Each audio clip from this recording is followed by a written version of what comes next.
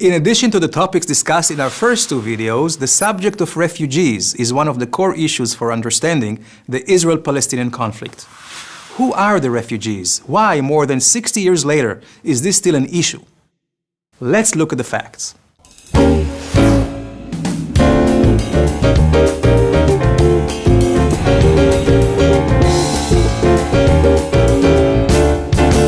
So, how did it all begin? In May 1948, the local Arab population was joined by 7 Arab countries in a collective attempt to destroy the newly re-established Jewish state.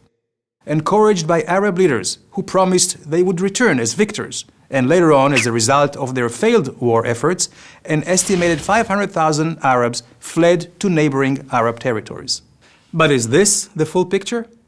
I'd like you to take a look at the refugees in these photos. Many people assume they are Arab refugees, fleeing Israel. But in fact, they are innocent Jewish refugees forced out of Arab countries. This map tells the full story.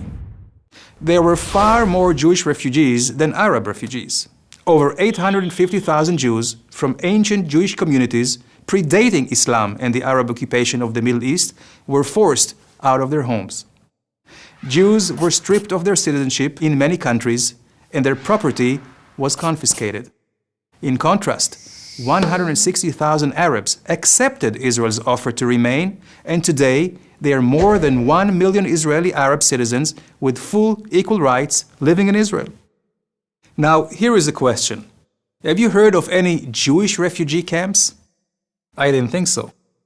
The Jewish refugees were immediately welcomed and absorbed by Israel or by other nations. Then why, after more than 60 years, are the Arab-Palestinian refugees still not welcomed and absorbed among their own brethren? And how could their numbers have grown from 500,000 to 4.7 million? The sad reality is that the Arab refugees never had a chance. Attempts at resettlement were blocked by a variety of discriminatory laws enacted in Arab countries, such as a ban on receiving citizenship, with the exception of Jordan, blocking them from entering many professions, restrictions on owning land, restrictions on movement, and a denial of education and health services. Sir Alexander Galloway, a former director of the UN Refugee Agency in Jordan, gave the reason for this discrimination. Quote, "The Arab nations do not want to solve the Arab refugee problem. They want to keep it as an open sore, as a weapon against Israel." Egyptian President Gamal Abdel Nasser explained the effect of this weapon, aimed at overwhelming Israel demographically, with generations of refugees cultivated to hate. Quote, "If the refugees return to Israel, Israel will cease to exist." And what role did the United Nations play? Sadly, they were less than helpful. While all refugees in the world are assisted by the United Nations High Commissioner for Refugees, UNHCR, a separate agency, UNRWA, was established specifically for the Palestinians. Why can't the Palestinian refugees share an agency with the refugees of Bosnia, Congo, or Darfur, to name a few?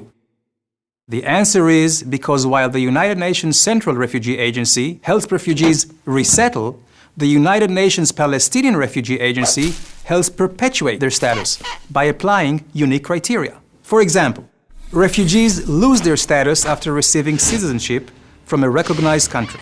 Palestinian refugees do not. Refugees cannot transmit their status from generation to generation. Palestinian refugees can. Refugees are encouraged to resettle in other countries or integrate in their host countries. UNRWA avoids such policies. The United Nations spends on a single Palestinian refugee almost 3 times more than on a non-Palestinian refugee, and employs over 30 times the staff. The bottom line is, throughout the 20th century, the UN found durable solutions for tens of millions of refugees, while the Palestinian Refugee Agency has found, well, none. Some people may suggest this is hypocrisy. Let me share something personal.